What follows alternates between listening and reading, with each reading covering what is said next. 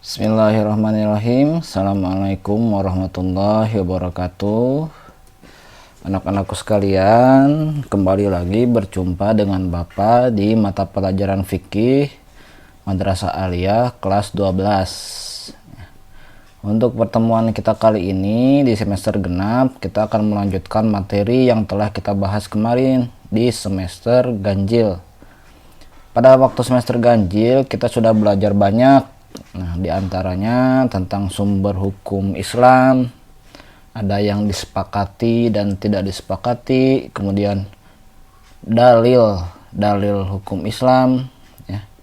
Kemudian juga tentang madhab. Nah, sekarang kita akan mempelajari secara lebih lanjut tentang kaidah-kaidah fikih. Tentunya belajar fikih akan semakin memperluas pemahaman kalian tentang hukum Islam.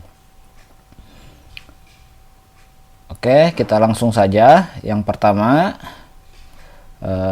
Bapak akan gak langsung ke materi ya, tapi kita coba elaborasi dulu apa sih sebenarnya kepentingan kita belajar kaidah fikih itu. Nah, yang pertama, dari renungan inilah kita bisa mengambil beberapa hikmah. Jadi setiap hari itu dunia berubah, ya. Perubahan itu berdampak kepada semua sendi kehidupan, tak terkecuali agama. Jadi setiap hari bahkan muncul persoalan baru yang butuh jawaban hukumnya. Maksudnya gimana Pak ini? Jadi gini, contoh aja ya, contoh. Kalau dulu orang jual beli itu kan harus penjual pembeli ya, zaman Nabi, penjual pembeli ketemu, akadnya dilaksanakan pada satu tempat, barangnya ada, kemudian barangnya langsung diserahkan. Itu jual beli zaman dulu konvensional. Sekarang sejak ada zaman internet, zaman informasi, jual beli menjadi berubah. Kita masuk ke aplikasi Shopee misalnya ya, kita cuma klik satu kali ke keranjang, kemudian setelah keranjang kita klik beli, kita klik bayar, tunggu ya 2 hari barangnya datang ke rumah. Nah, sangat jauh berbeda kan. Pertama, penjual dan pembeli nggak ketemu. Yang kedua, barangnya juga nggak ada, artinya kita cuma diperlihatkan gambarnya saja. Kemudian yang ketiga, barangnya juga 2 hari kemudian baru jadi ada di hadapan kita. Nah, kemudian akadnya juga hanya dengan klik saja ya, tidak terima barangnya dan lain sebagainya. Nah, maka hal-hal kayak gini itu perlu hukumnya. Karena Islam itu mengajarkan bahwa setiap hal perilaku kita itu harus jelas tindak tunduknya, hukumnya. Nah, maka hal tersebut itu kan perlu jawaban hukumnya. Nah, nanti hal-hal seperti itu dipelajari melalui kaidah fikih. Nah, kalau kalian misalnya pengen lebih lanjut tentang kasus tersebut, ya, ada namanya kaidah fikih al-aslu fil muamalah al-ibahah. Asal dari segala perilaku muamalah itu boleh. Maksudnya apa? Jual beli itu muamalah, ya, ketemu dengan antar manusia lah ya, muamalah itu ya. Aktivitas antar manusia itu pada dasarnya boleh, dan Al-Qur'an pun menyebutkan wa ahallallahu al-bai'a, ya. Allah itu menghalalkan jual beli. Nah, maka diambil kaidah dasarnya bahwa jual beli itu boleh, maka sebenarnya format bagaimanapun selama dengan catatan tidak menipu, ya, mau konvensional seperti di zaman Nabi juga tidak boleh menipu, zaman sekarang juga nggak boleh menipu. Nah, yang nggak berubah tuh itunya, ya. Kemudian tidak boleh mendolimi. Kemudian tidak boleh goror, ya, goror itu harganya tidak disebutkan, ya, tidak jelas harganya, ya. Nah, maka selama tidak mengandung hal tersebut, jual beli sah saja, mau bentuknya online, mau bentuknya COD, mau bentuknya pre-order, mau bentuknya kalian jadi reseller, kalian jadi dropship. Nah, itu pada dasarnya boleh ya, meskipun secara lengkap fatwanya nanti bisa kita lebih jauh belajar tentang hal tersebut, atau ya kelas 12 nih yang mau lanjut ke syariah itu pasti akan dipelajari ya, hal-hal kayak gitu lebih mendalam. Oke, jadi dunia itu berubah tiap hari dan perubahan tersebut perlu ada hukumnya nih ya. Fenomena sekarang tuh ada hukumnya seperti jual beli online tadi, maka biasa diselesaikan oleh kaidah fikih. Nah, kemudian menurut Ibnu Umar, belajar fikih di suatu majelis itu lebih baik daripada ibadah 60 tahun. Ya, lebih aku cintai bahkan ya menurut beliau. Artinya dengan memahami satu kaidah saja kadang kita sebenarnya bisa menyelesaikan banyak permasalahan. Nah, karena nanti sifat kaidah fikih itu sifatnya deduktif ya, umum ke khusus. Jadi kita belajar kaidah umumnya, insya Allah masalah-masalah yang khusus itu bisa kita selesaikan. Nah, ini renungannya ya. Kemudian lanjut di sini sebelumnya, Bapak juga ingin memperlihatkan ini. Nah, kemarin kan tanggal 13 Januari atau 12 ya. Pak Jokowi itu sudah divaksin untuk pertama kalinya.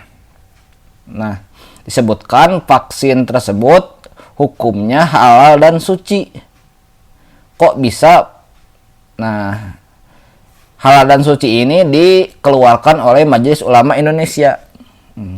Tapi pertanyaannya kok bisa ya vaksin tersebut halal dan suci? Nah, ini tugas kita selaku cendekiawan, tugas kita selaku pelajar untuk bisa melihat kenapa sih fatwa tersebut bisa suci. Nah, Bapak ambil fatwa utuhnya ya, fatwa MUI kemarin tentang vaksin COVID-19. Nah, di poin menimbang, kemudian ada juga di poin mengingat. Nih, di poin mengingat ini yang menarik sebenarnya. Jadi pada dasarnya setiap permasalahan yang ada dalam kehidupan kita itu harus bersumber dari Al-Quran dan Sunnah, atau Al-Quran dan hadis. Karena apa? Karena itu merupakan sumber utamanya. Maka untuk hukum vaksin ini juga pasti MUI memuat Al-Qur'annya apa, kemudian dari hadisnya apa. Meskipun nantinya tidak secara eksplisit. Eksplisit itu apa? Eksplisit itu tertulis secara jelas di situ. Hukum vaksin apa di dalam Al-Qur'an itu nggak ada. Tapi yang diambil itu makna implisitnya, atau yang munasabah yang berkaitan dengan hal tersebut. Ya, nanti silakan dipelajari di bahasa Indonesia ya. Ada makna eksplisit, ada makna implisit. Ya. Nah, di sini MUI memuat 1, 2, 3 ayat tentang yang berkaitan dengan keharaman sesuatu ya, kalau Bapak lihat ya. Kemudian MUI juga memuat hadis-hadis Nabi. Ya, di sini ada hadis-hadis Nabi.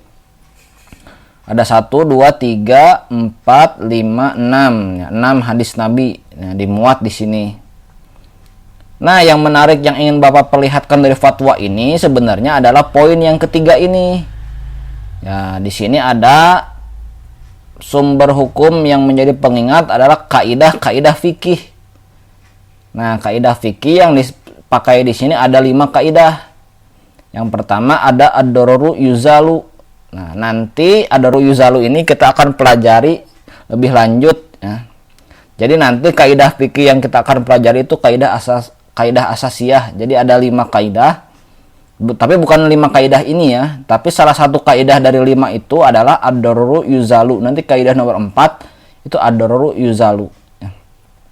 Artinya apa yang ingin Bapak perlihatkan dari fatwa ini? Fungsi dari kalian belajar kaidah fikih ini diantara lain adalah untuk menganalisa sebuah fatwa, atau bahkan kalian menjadi pembuat fatwa itu tersendiri ya.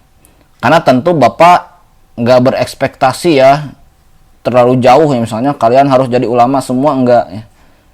Tapi minimal ada ya, ketika kalian ada suatu fatwa tentang yang baru ya, kalian bisa tahu ini kaidah fikihnya pakai apa. Karena nanti yang menspesifikasi Al-Quran dan hadis itu nanti kaidah fikihnya. Karena Al-Quran dan hadis biasanya yang dimuat adalah kandungan umumnya saja. Nah, nanti dispesifikasikan lagi oleh kaidah fikih. Nah, ini adalah salah satu pengaplikasian yang secara nyata ya langsung kita saksikan pada dewasa ini. Yang kedua ingin Bapak perlihatkan adalah pada waktu Covid awal dulu ya, sholat Jumat di beberapa masjid itu ditiadakan ya, untuk mencegah penyebaran COVID-19. Nah, dalil para ulama yang memperbolehkan atau meniadakan sholat di masjid itu adalah diantara lain Jumat ya, diambil juga dari kaidah fikih, yaitu darul mafasid muqaddamun ala jalbil masolih. Artinya adalah meninggalkan kemafsadatan itu, meninggalkan hal yang merusak itu lebih diutamakan daripada melakukan kemaslahatan. Maksudnya gini, ada dua hal nih. Kita sholat Jumat itu hukumnya baik ya, maslahat, tapi kita terkena COVID juga melupakan pencegahan agar nyawa kita tidak terancam. Nah, maka menurut ulama kalau ada dua hal yang bertemu seperti ini, yang diutamakan itu yang mencegah mafsadatnya dulu, darul mafasid muqaddamun ya, lebih diutamakan ala jalbil masolih ya.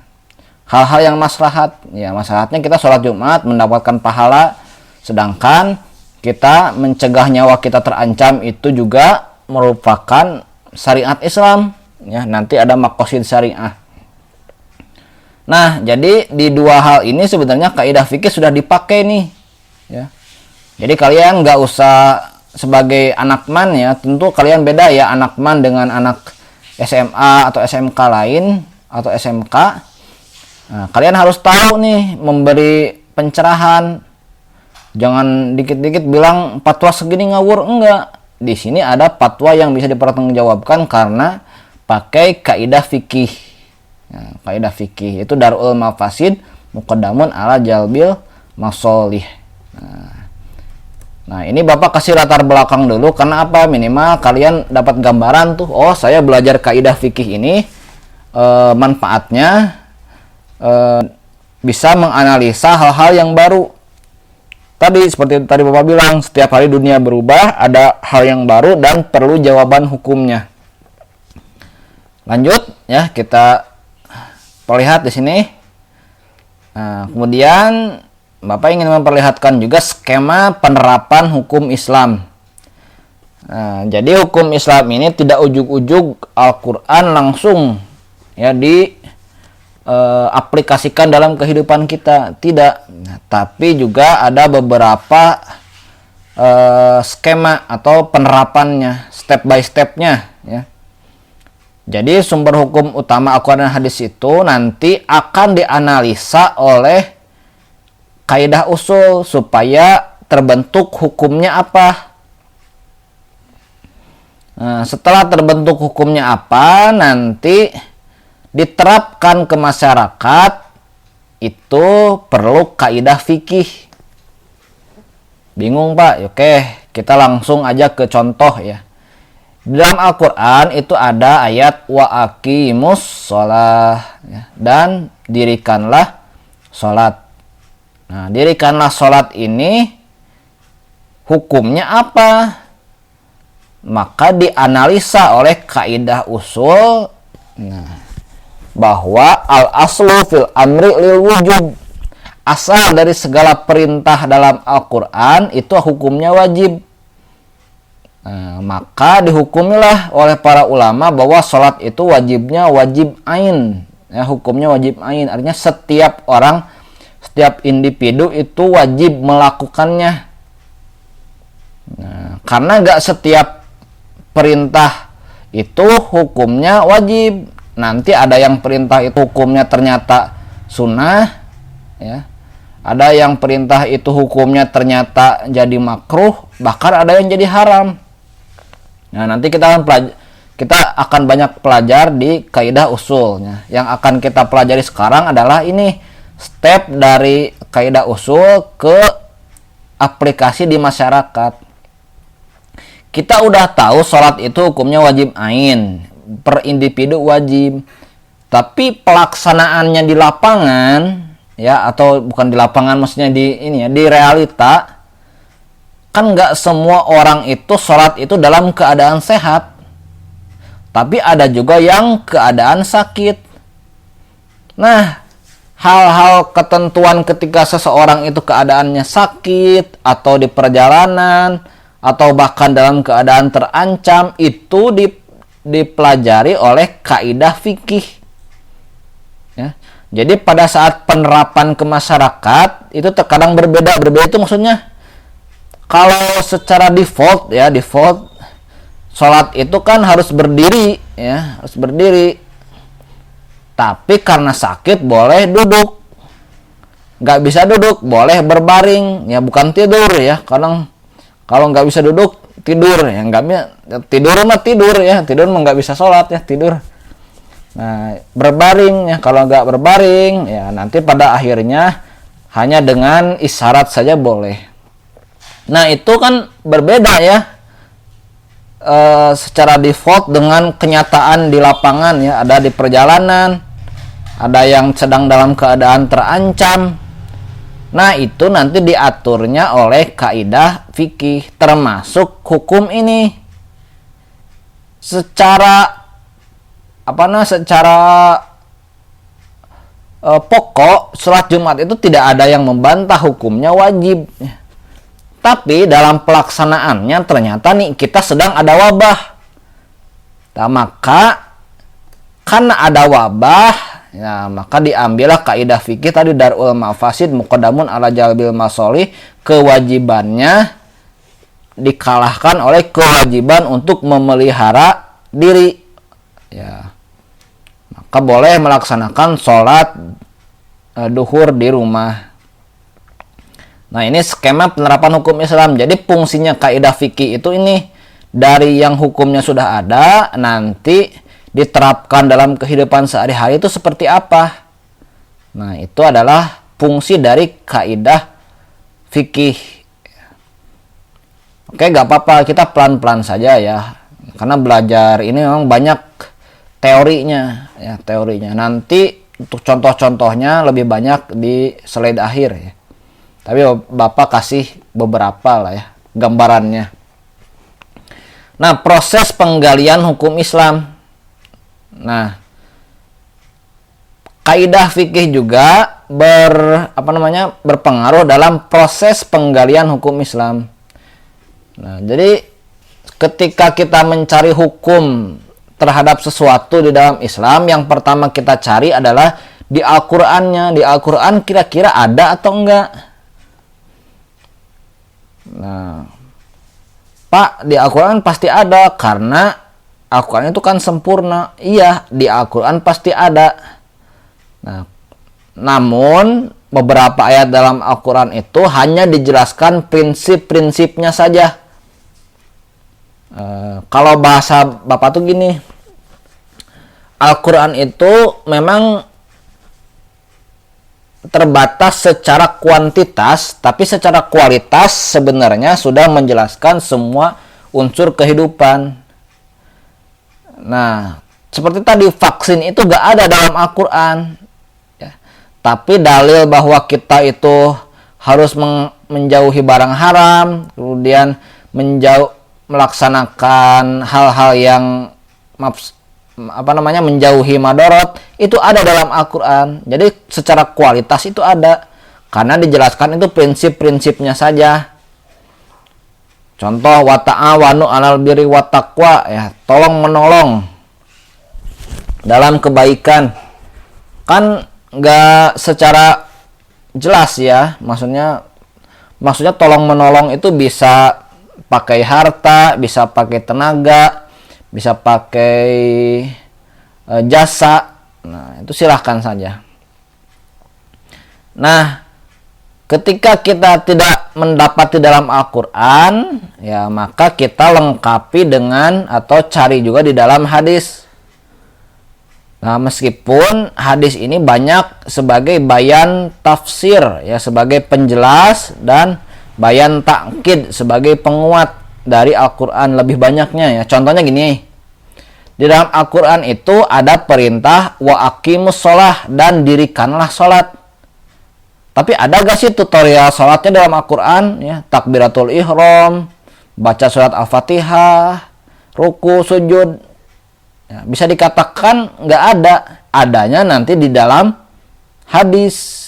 Ya, dalam hadis. Maka hadis ini berperan sebagai bayan tafsir, ya, penjelas dari Al-Quran. Atau bayan takkid. Ya, bayan takkid itu sebagai penguat.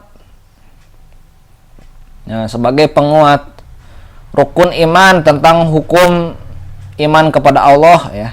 Maka dikuatkan juga di hadis tentang rukun iman.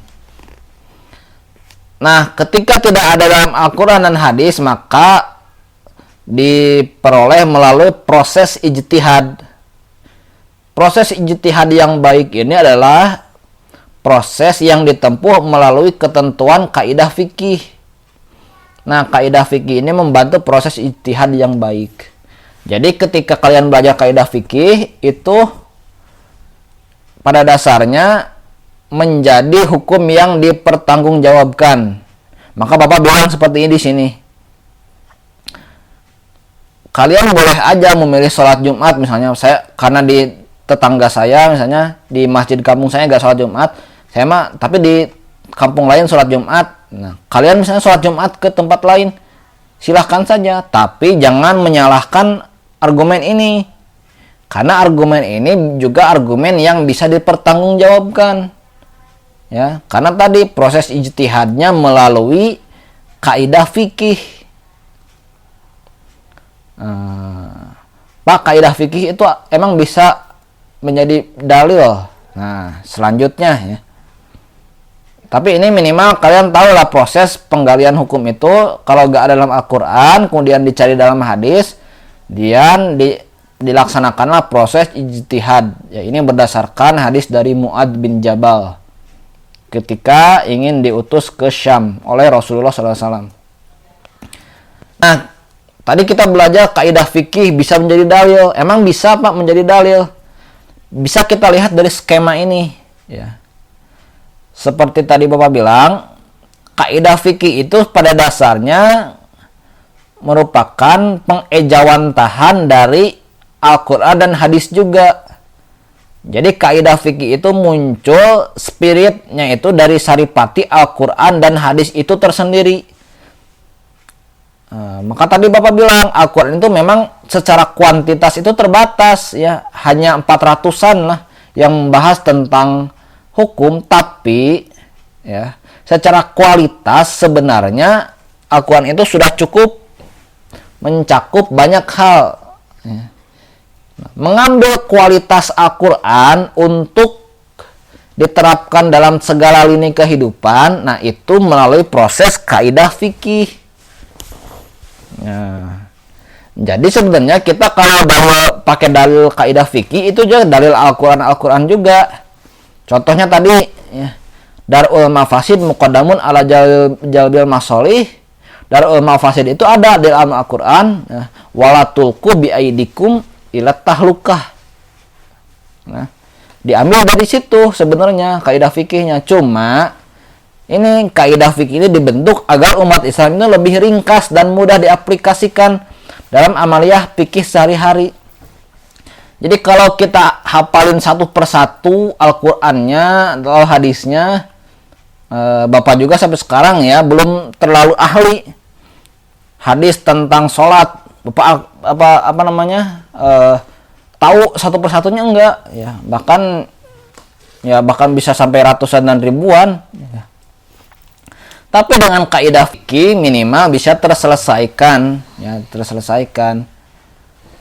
Nah, jadi kaidah fikih ini dibentuk agar sebenarnya mempermudah kita juga sebagai umat Islam apabila melihat satu kasus fikih tertentu, nah itu bisa dilaksanakan secara mudah. Nah, nanti juga kaidah fikih ini bisa dibagi, nanti yang kita akan pelajari itu 5 ya. Meskipun nanti sebenarnya kaidah fikih ini banyak ya. Kalian kalau mau lebih mendalam seperti tadi Bapak bilang, kuliah aja di syariah ya. Nah, yang pertama tentang niat. Nah, masalah-masalah niat dalam kehidupan sehari-hari nanti diselesaikan oleh kaidah fikih tentang niat. Kemudian tentang syak, keraguan-raguan.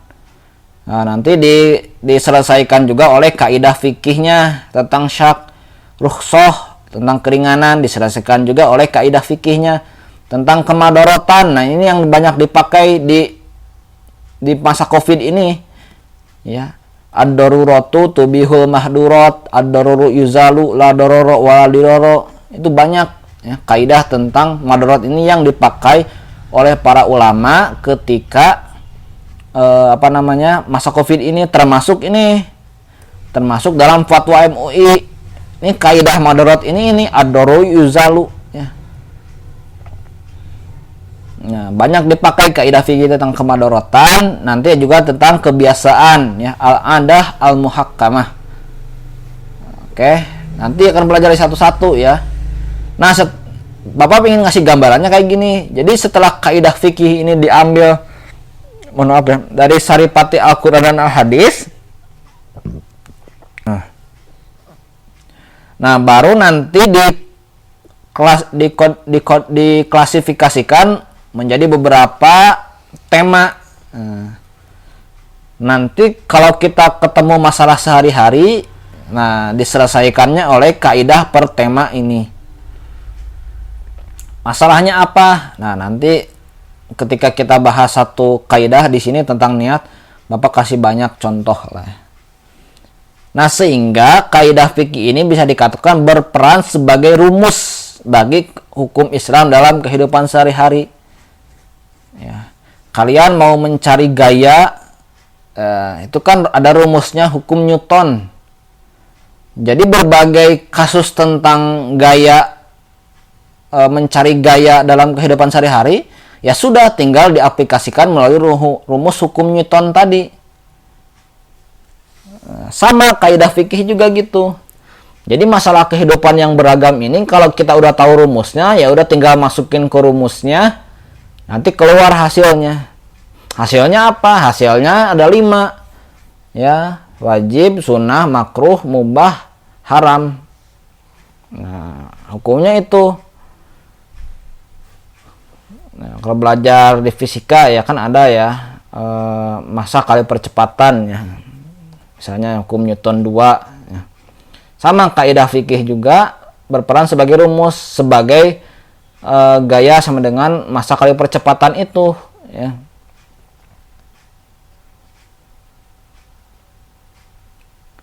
Oke, kehujahan kaidah fikih. Jadi kaidah fikih ini merupakan kaidah yang bisa dipertanggungjawabkan. Nah, kemudian selanjutnya adalah fungsi kaidah fikih. Nah, fungsi kaidah fikih sebenarnya banyak tersinggung tadi ya, disinggung, yakni mengkategorikan masalah yang serupa dalam lingkup suatu ibadah. Nah, kenapa tadi Bapak lihat ini rukhsah ya. Nah, kemudian masalahnya apa? Dikategorikan dalam rukhsah. Contohnya gini. Kalau sholat dalam keadaan sakit gimana? Itu kan tema tentang rukhsah. Rukhsah itu apa? Keringanan. Ya, keringanan. Al-musyaqqatu tajlibut taisir. Nanti ada kaidah ketiga kalau nggak salah. Sholat dalam keadaan terancam gimana? Diselesaikan oleh kaidah tentang rukhsah. Sholat dalam perjalanan diselesaikan dengan kaidah tentang rukhsah. Nah, selain hal tersebut, seperti tadi, menafsirkan yang tidak diterangkan secara eksplisit. Ya, maksud Bapak tadi itu bukan berarti di Al-Quran nggak ada, tetapi secara eksplisit memang tidak ada, masih umum dan doni itu masih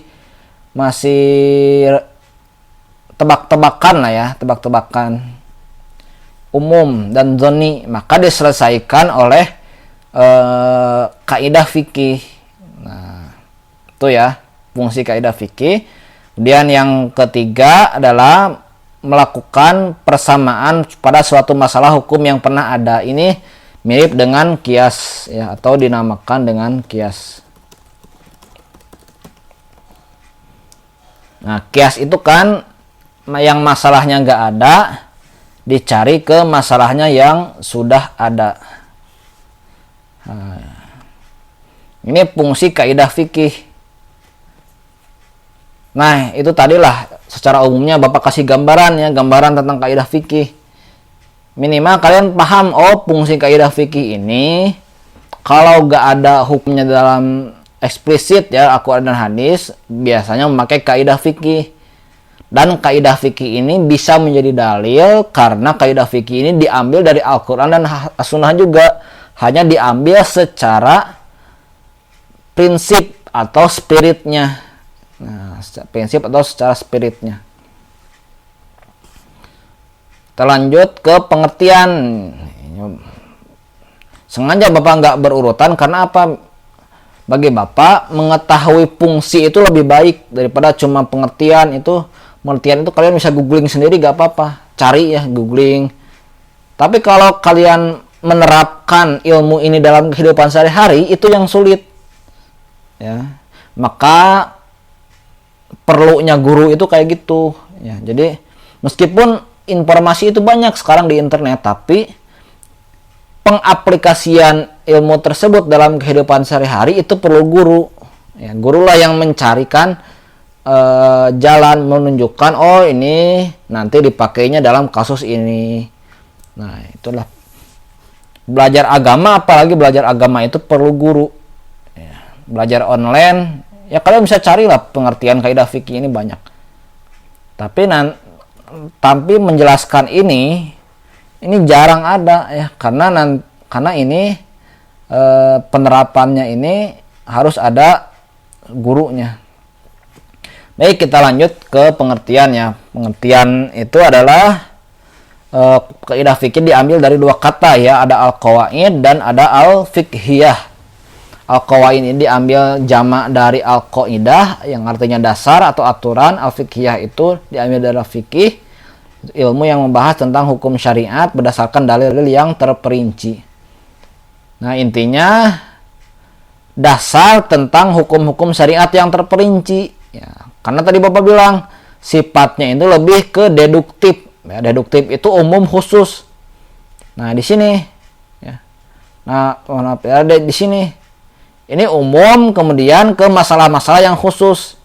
Nah, kalau ini kenapa panahnya ke sini, maksudnya adalah pengklasifikasian ya. Tapi penerapannya nanti kita tahu dalilnya ini, kaidah hukumnya ini, maka diterapkan dalam kasus yang lain.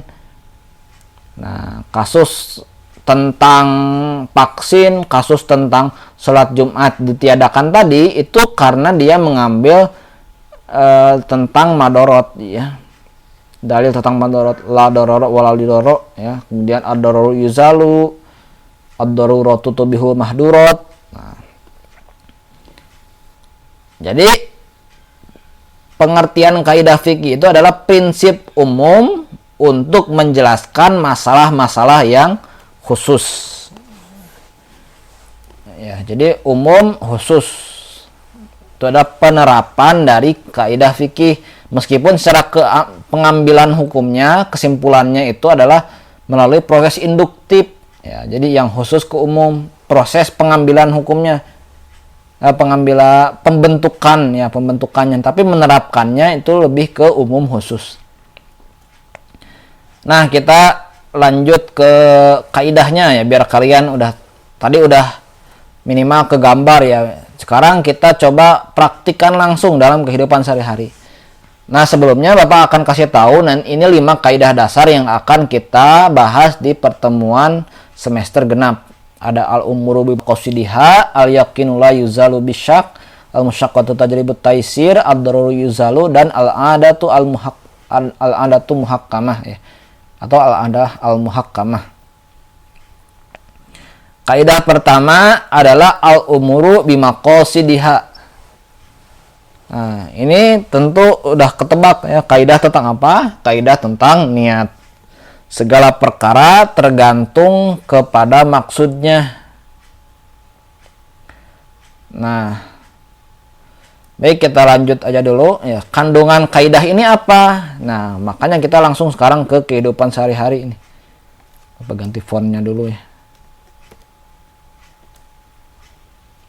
Yang pertama, fungsi dari kaidah al-umuru bimaqasidiha itu adalah membedakan hal-hal yang kebiasaan dan hal-hal yang memiliki spesifikasi ibadah. Maksudnya gimana, Pak? Contohnya gini lah, contohnya diet sama puasa. Diet OCD ya, diet OCD itu kan sama aja dengan puasa Daud sebenarnya. Dia puasa hari Senin, dia berbuka hari Selasa, maksudnya berbuka tuh nggak puasa ya. Kemudian dia puasa lagi hari Rabu, berbuka hari Kamis, dan seterusnya. Itu kan apalagi nggak makan nggak minum, itu kan diet juga sebenarnya ya. Tapi ada yang maksudnya ada yang bernilai ibadah, ada yang ya cuma menurunkan berat badan aja. Yang satu dia cuma dapat berat badannya berkurang, yang satu mungkin berat badannya berkurang ya. Karena ada juga yang puasa berat badannya naik ya. Ada juga ya, tapi dia juga dapat pahala karena dia niatnya berpuasa.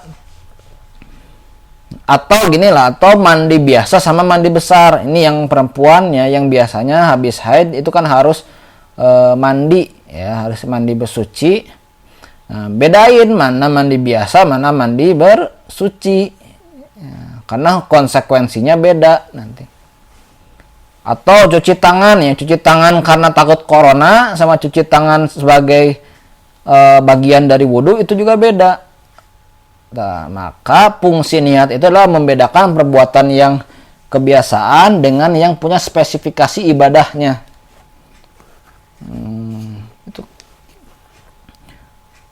Kemudian yang kedua adalah untuk amal yang sifatnya mubah bisa dikonversi atau berubah menjadi nilainya ibadah. Contohnya gini, contohnya makan itu kebutuhan mubah ya.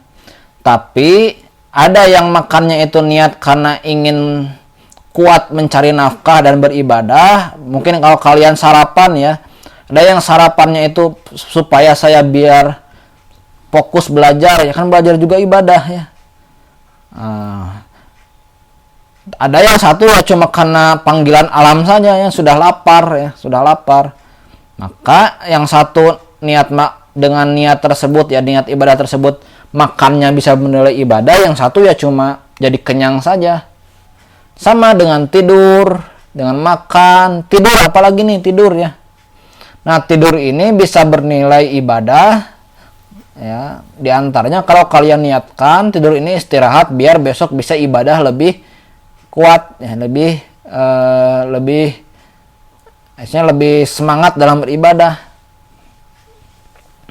Nah, Pak, saya bingung, Pak.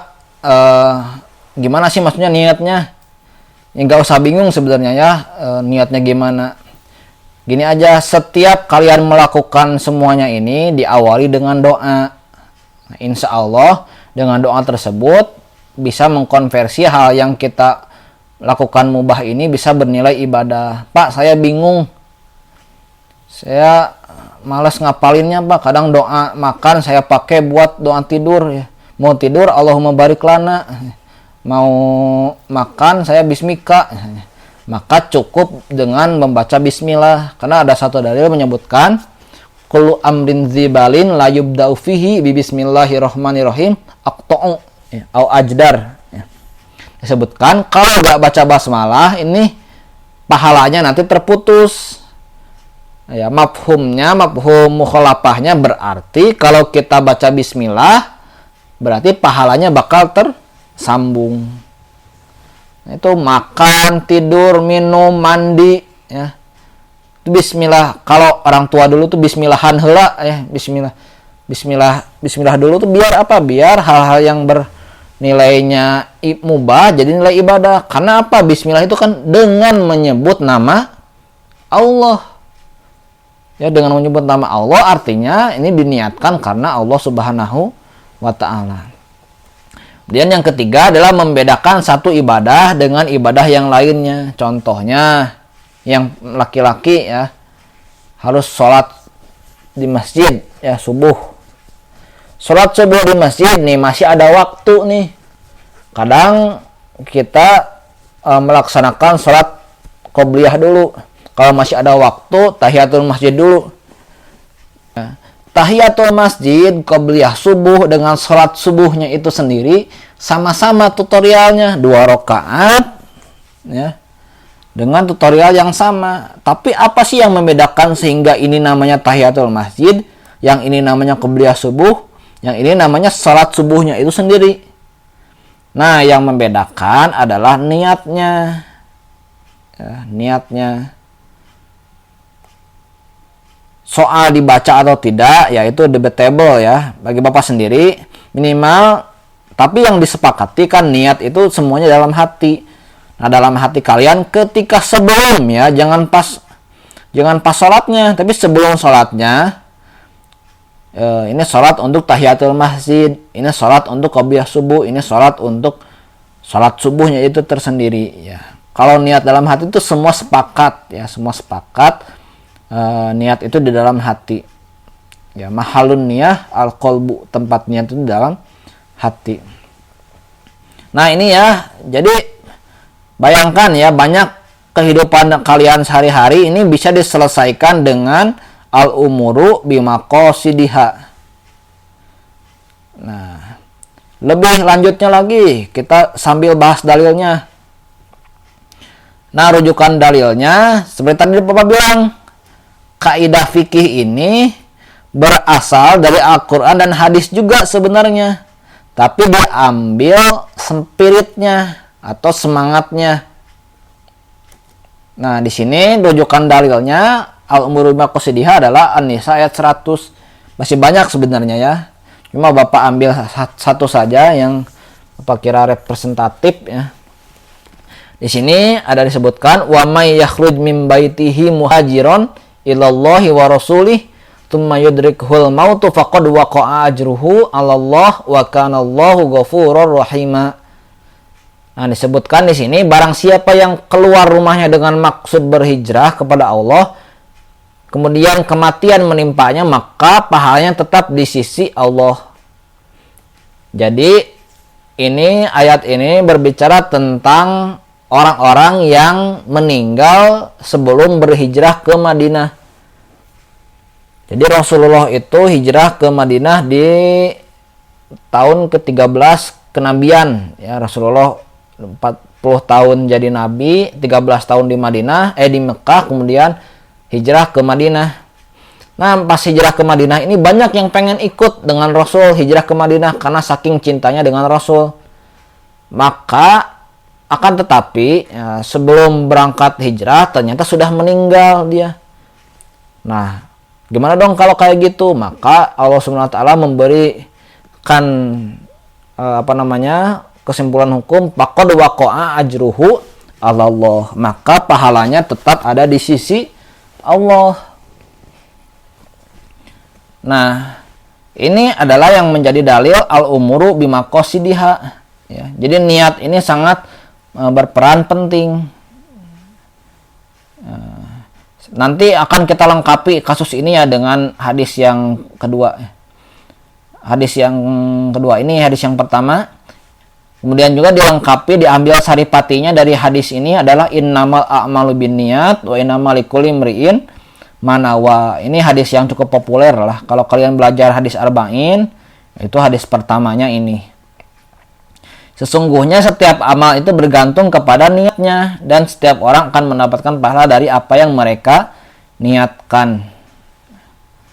Nah, ini hampir sama dengan al-umuru bimaqasidiha, bahkan redaksinya sebenarnya diambil dari sini ya. Jadi setiap perkara itu bergantung kepada niatnya. Nah, asbabul wurud ya, asbabul wurud itu sebab-sebab turunnya hadis ini, di antara sebab-sebab kejadian adanya hadis ini di antaranya sama dengan kasusnya hijrah juga. Nah, jadi ketika Nabi hijrah itu ternyata nggak semuanya yang hijrah ke Madinah itu ingin ikut Nabi. Nah, ternyata ada namanya kalau kita itu kembang desa lah kalau Bapak itu sebutnya ya. Jadi ada wanita tercantik di Mekah itu juga ingin hijrah ke Madinah. Mendengar si wanita ini pengen hijrah ke Madinah, ini yang pemuda-pemuda Mekah ini pengen ikut juga hijrah ke Madinah. Niatnya ternyata pengen PDKT ini sama si perempuan ini, namanya Ummu Qais ya, Ummu Qais. Maka disebut sebagai muhajir Ummu Qais ya, orang yang berhijrah karena Ummu Qais ini. Nah, berhijrah karena Ummu Qais ini bucin lah ya kalau kita bahasanya ya, mungkin bahasa kalian kan namanya bucin ya. Nah, maka kedengarannya kejadian ini sama Rasul ya, maka turunlah hadis ini, innamal a'malu binniyat wa innamal likulli imri'in ma nawa. Faman kana hijratuhu ilallahi wa rasulihi fahijratuhu ilallahi wa rasulihi.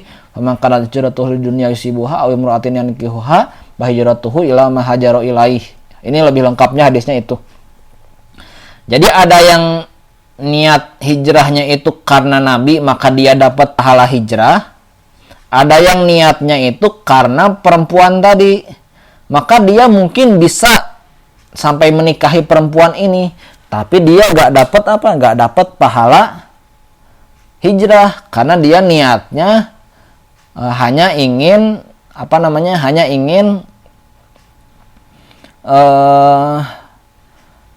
menikahi perempuan ini. Sama kalian misalnya ikut ini ya pelajaran Bapak di sini, ngerjakan atau melihat video ini di YouTube ya. Ada yang karena memang pengen biar hadir aja ya, biar disangka hadir makanya dia melihat videonya. Tapi ada juga yang memang benar-benar cari ilmu nih, lihat video Bapak. Nah, maka dua-duanya dapat apa yang mereka niatkan. Yang satu misalnya karena memang pengen dihadirin sama Bapak, misalnya dibuat hadir di absennya dan ada nilai di tugasnya, pasti ada hadir sama nilainya dapat, tapi dia nggak dapat pahalanya. Yang satu dia selain dia buka video ini pengen belajar, maka dia dapat hadir sama nilainya juga, dia dapat pahalanya juga. Insya Allah kuotanya ini jadi tabungan kalian nanti di akhirat ya. Jadi belajar ini jangan dianggap sepele. Belajar kalian ngeluarin kuota, ngeluarin apa, itu jadi amal, itu bisa jadi amal.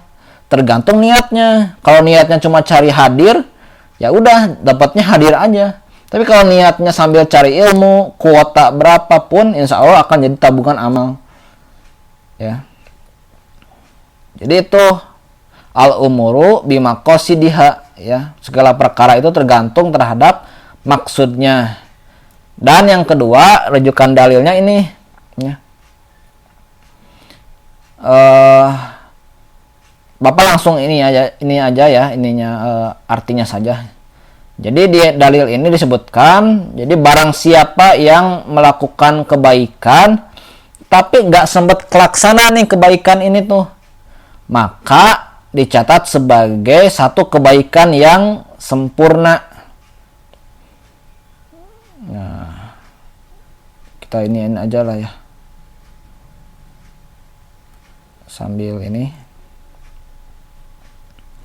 rumus niat ya, rumus niat menurut hadis ini. Niat baik tapi tidak melaksanakan dapat satu kebaikan.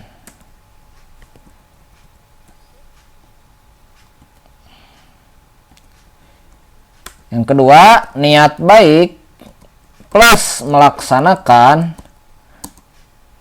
Nah, maka di sini disebutkan 10 kebaikan, bisa 10 sampai 700 kebaikan, bahkan sampai tak terhingga. Nah, kalau niat buruk, ya, niat buruk rumusnya gini. Niat buruk tidak dilaksanakan, itu nanti akan tidak dicatat, bahkan menjadi satu kebaikan. Tapi kalau niat buruk kemudian melaksanakan, maka dia hanya akan dapat satu keburukan saja. Ini rumus niat ya. Ini Bapak buang aja dulu ya. Hadisnya ini panjang sebenarnya, tapi kita bisa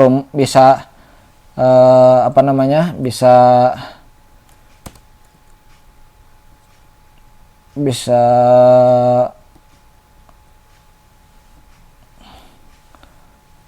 simpulkan seperti ini ya. Rumus niat.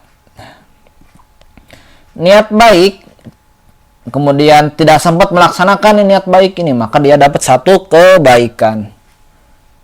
Nah, satu kebaikan. Yang kedua, niat baik dan melaksanakan, dia dapat 10 kebaikan, 700 bahkan sampai tak terhingga ya. Ad'afin kathiroh di sini kan. Kemudian niat buruk nih, tapi gak sempat dilaksanakan, tidak dicatat, bahkan bisa menjadi satu kebaikan. Niat buruk melaksanakan itu dapat satu keburukan saja. Nah, jadi hal-hal kayak gini ya contohnya niat baik tidak melaksanakan maka dapat satu kebaikan. Saya pengen nanti malam pengen tahajud ternyata bangunnya jam 5, maka dia dapat satu kebaikan ya, dari niat untuk tahajudnya tadi. Pak, kalau kayak gitu saya pengen niat terus pengen niat terus karena niat aja udah satu kebaikan. Ya silahkan saja, tapi ya kalian itu kan bermain-mainnya dengan Allah ya. Allah itu maha tahu mana yang tulus dan mana yang modus, gak kayak kita manusia. Ya manusia ini kadang ya gak bisa ngedain ya mana yang tulus mana yang modus. Tapi Allah kan tahu ya mana yang niatnya itu cuma buat modus, niatnya itu cuma buat bener-bener niat untuk melaksanakan. Apalagi ya niat baik sampai melaksanakan, ini bisa 10, bisa 700, bahkan sampai tak terhingga. Pak, kok bisa macam-macam? Ini tergantung keikhlasannya. Nah, ada yang niatnya itu sampai melaksanakan ya karena misalnya sholatnya itu ya karena diperintah orang tua. Ya, ada yang benar-benar dia ikhlas sholat itu ya. Belajar juga sama, nih belajar juga karena ada yang ikhlas. Nah, itu yang membedakannya di keikhlasan nanti ya. Nah, niat buruk dan tidak terlaksana itu bisa saja tidak dicatat dan bisa jadi menjadi satu kebaikan. Contohnya gini ya. Niat buruk. Nah, niat buruk ini ada dua macam ya. Niat buruk yang jadi pahala, ada niat buruk yang tetap menjadi niat buruk. Nah, maksudnya gimana? Contohnya gini. Niat buruk yang jadi pahala. Kalian nih misalnya ini yang pacaran ya, mau ngedate nih ya, mau ngedate. Nah, kalian udah niat mau ngedate nih sampai effortnya ada ya, ngisiin bensin, uang udah pas buat makan, buat jalan-jalan. Ternyata pas sampai rumahnya si doi ya, kalian ternyata dia itu lagi ada urusan, ada tamu sehingga nggak bisa jalan ya, nggak bisa ngedate. Nah, nggak jadilah ngedate-nya ya. Niat buruk dan tidak terlaksana. Nah, kalau itu udah dapat satu keburukan. Karena apa? Zaman Nabi itu pernah ada dua orang yang berantem ya, berantem nih. Kemudian mati nih satu. Tapi Nabi bersabdanya apa? Al-qatil wal maqtul finnar. Orang yang membunuh dan orang yang dibunuh itu dua-duanya di neraka. Kalau orang yang membunuh sih masuk akal ya. Tapi para sahabat menanyakan, loh kok yang dibunuh juga bisa masuk neraka. Menurut Nabi, orang yang dibunuh ini awalnya niat ngebunuh juga. Karena dia kalah ilmu silatnya, maka dia terbunuh. Maka dia dapat berdasarkan niat buruknya tadi, dicatat sebagai satu keburukan. Intinya, kalau niat keburukannya itu pengen jadi kebaikan tuh contohnya gini, kalian mau ngedate tuh ya. Ternyata pas scroll Instagram itu ada video Ustadz Hanan Ataki misalnya ya, tentang jangan pacaran. Akhirnya kita tergugah, nggak mau pacaran ya, haram. Maka itu bisa jadi satu kebaikan. Niat buruk awalnya mau pacaran, tapi nggak jadi karena melihat video tadi, itu malah menjadi counter attack ya, jadi satu kebaikan. Nah, tapi ini juga merupakan suatu kemurahan ya bagi umat Nabi Muhammad. Niat buruk dan terlaksana itu cuma satu keburukan saja. Maka di dalam satu hadis itu kan, kalau kita melakukan keburukan, wa'at bi'is sayyi'atal hasanah. Dalam kita membuat keburukan, barengilah dengan kebaikan. Karena apa? Bisa jadi gini, dia satu keburukan, ketika kita melaksanakan kebaikan, dapat 10, kan udah lumayan tuh ya, terimbangi. Itu kemurahan dari Allah Subhanahu wa taala kepada kita selaku umat Nabi Muhammad. Nah, ini adalah tentang kaidah pertama, al-umuru bimaqasidiha. Intinya adalah segala perkara itu tergantung kepada niatnya. Atau contoh selanjutnya diantaranya gini, yang sering yang Bapak alami juga ya. Bapak mau ke kampus 1, ya rumah Bapak kan di Karadenan. Bapak kan kan ada lampu merah tuh di McD ya, di McD misalnya lampu merah. Ternyata ada yang minta-minta, ya Bapak lagi baik hati lah yang ngasih ke orang itu ya yang minta-minta. Ternyata pas mau berangkat Bapak lihat dia ngeluarin HP-nya lebih bagus dari Bapak ya. Kadang kita nggak tahu nih di Jabodetabek ini banyak pengemis yang sebenarnya dia ini orang kaya di kampungnya. Nah, bagaimana dong kayak gitu? Niat Bapak mau sedekah ternyata salah sasaran. Atau sekarang nih lagi banyak bencana ya, kita doakan ya yang bencana semoga diberi ketabahan dan mendapatkan hikmah dari semuanya ya. Nah, kan banyak tuh yang mengumpulkan dana bencana. Ternyata kita udah nyumbang ke dana bencana tersebut, diembat sama dia dananya.